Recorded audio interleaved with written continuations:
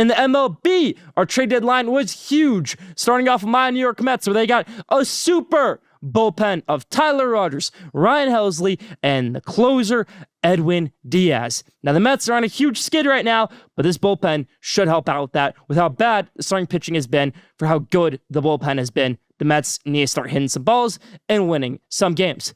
Another big reliever that was on the market and went over to the Mets' division rival was Joanne Duran of the Minnesota Twins to the Philadelphia Phillies. He's got an incredible intro, similar to Ryan Helsley's Hells Bells, but with a twist on it, a Latin American twist on it. Like to see it. 100-mile-an-hour plus thrower. The Phillies got themselves a lockdown closer. When Jose Alvarado comes back next week for them, they're going to be a great bullpen. And the leader right now in the NL East are going to stay the leaders in the NL East if the Mets can't keep things back up.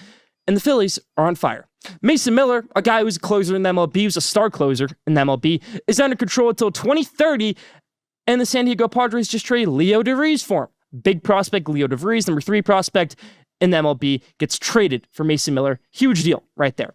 Carlos Correa, going back to his roots in Houston. I think everybody from those Houston championship teams, 2017, 2018, 2019, they kind of all want to just do a mass exodus and leave Houston. About everybody except Jose Altuve. But now it's okay. We can go back to Houston. We can be where we want to be. And Carlos Correa already playing well in Astros uniform at third base and a little bit of shortstop still mixed in there.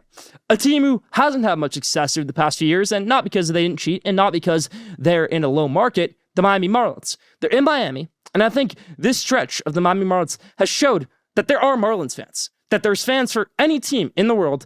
It just depends on how much you win. There's going to be kids in Miami who will go to Lone Depot Park. There's going to be Yankees fans who live in Miami and are going to say, our Yankees just got swept in Miami. Hey, what if we become Marlins fans? That leads to my next point about the New York Yankees and how they are slumping huge in the MLB right now. Marlins, 6 straight series wins. Yankees, their super bullpen has collapsed. Already, super bullpen of Jake Bird, demoted. Camilo Doval hasn't done well. David Bednar hasn't done well. All those guys that the Yankees traded for in their super bullpen haven't done too well. But that's about for the news in MLB.